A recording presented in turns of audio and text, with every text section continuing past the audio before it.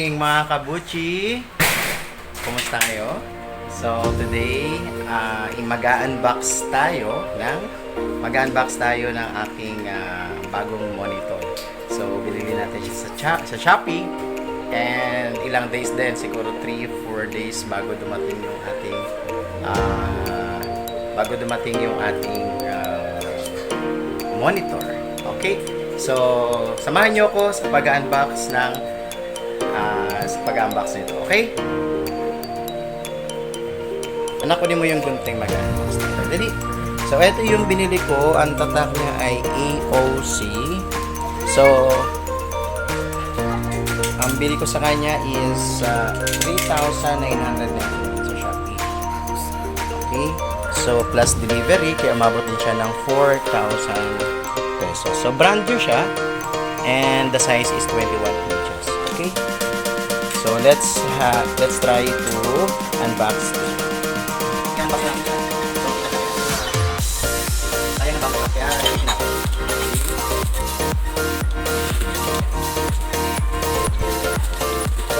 Yung rider, kung saan labas ako.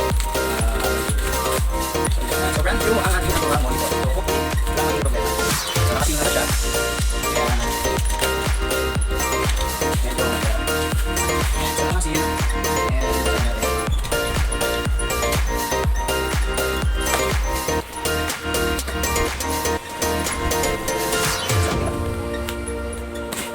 so, yan. Brand new. Diyan, try na muna. So, tingnan natin kung ano mga laman. Okay, so meron siyang VGA. Meron siyang VGA cord kasama.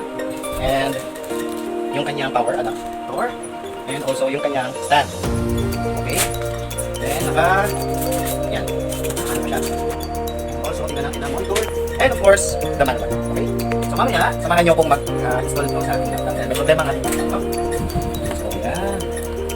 So ito na ang ating monitor. Tingnan natin. Wow!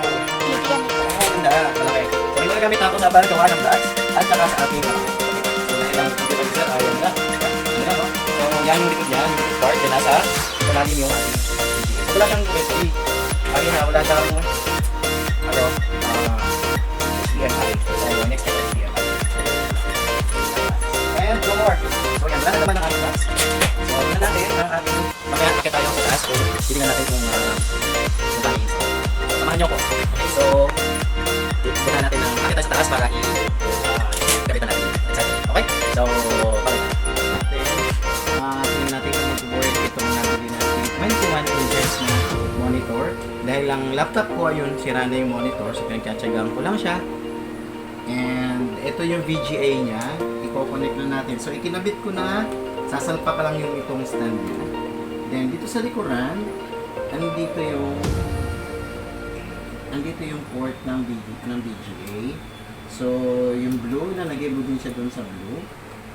Tapos, hihigpitan mo siya para hindi siya malaglag at saka maging stable na ito.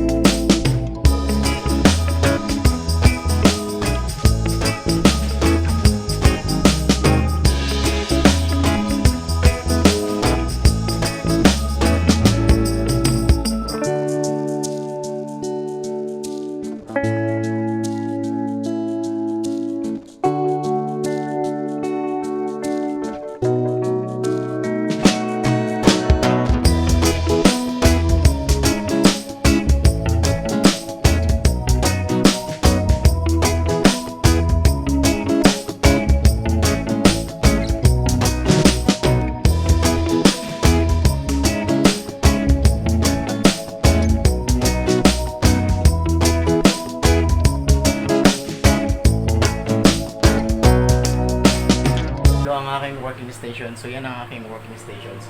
So sira yung printer, sira yung monitor, may tama yung aking laptop. So kaya kailangan ko talaga ng malaking monitor para sa akin pagtatrabaho. Okay? So bati muna tayo. Shoutout nga pala kay Nathaniel Bobis, aking pinsan.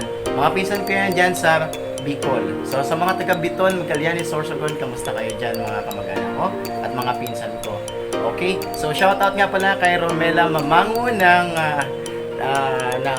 Tipais Elementary School. Hello Ella, kamusta ka? At shoutout din kay Erica Julian. So ang ating mabuting kaibigan. So tropa natin yan. Okay? So sa mga magpapa-shoutout lang dyan, so just comment your shoutouts below. So isa shoutout ko kayo. Isa shoutout ko kayo sa mga susunod natin vlogs. Okay? Then don't forget to like and subscribe on the bottom. Okay? So, see you mga kabuchi. So, sana may natutunan tayo sa araw na ito. Happy na si Sir at ready na siyang tapusin lahat ng mga vlogs natin. So, see you soon. Okay? Paalam! Ito ang inyong Sir Christian, ang inyong kabuchi.